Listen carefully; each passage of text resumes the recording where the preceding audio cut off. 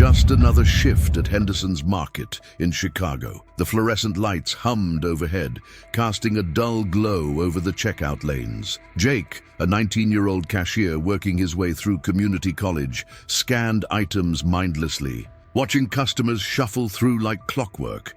Then, an elderly man stepped forward. His frail hands trembled as he placed a small selection of groceries on the conveyor belt. Milk, bread, a few apples, and a package of crackers. His clothes were worn but clean, and he carried a dignity about him despite the weight in his eyes. When the total flashed on the register, he hesitated, slowly unfolding a weathered wallet. Jake saw it instantly, the worry in his eyes, the way his fingers fumbled through a handful of crumpled bills. He didn't have enough. People in line shifted impatiently, murmuring under their breath. Jake swallowed, making a split-second decision. He reached into his own pocket, pulled out his card, and swiped it before the old man could protest. "It's covered," he said simply, offering a reassuring smile. The old man looked at him, stunned. "Son, I can't let you. Please, it's just groceries." For a moment, silence hung between them, thick with unspoken gratitude. The man's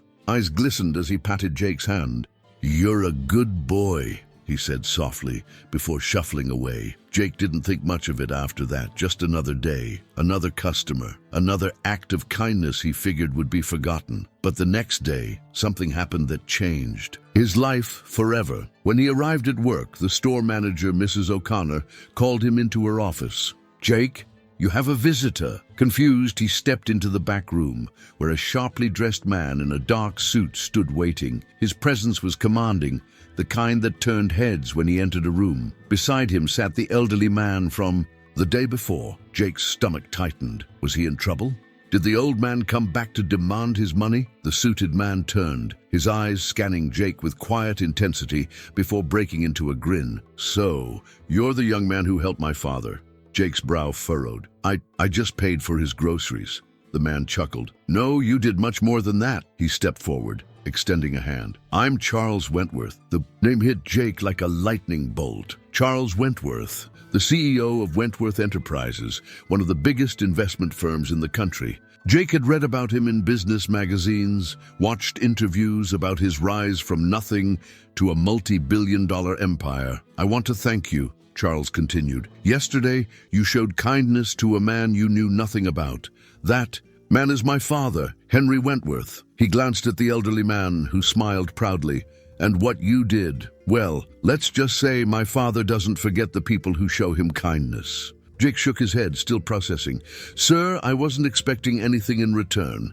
That's exactly why I'm here." Charles reached into his pocket and handed Jake an envelope. "I want you to come work for me." Jake nearly dropped it. "Work for you? Sir, I'm just a cashier." "You're much more than that," Charles said firmly. "You have integrity, compassion. That's something money can't buy, and my company could use people like you." With shaky hands, Jake opened the envelope. Inside was a job offer, entry level, with full benefits, and a salary that was more than he ever imagined making at his age. His throat tightened. I don't know what to say." Henry patted his shoulder. "Say yes, son, not just for you, but for the future you're about to build." And just like that, Jake's life changed forever, all because of one small act of kindness in a grocery store. Before you go, comment "Kindness pays off" if this story inspired you, and don't forget to subscribe for more amazing stories like this.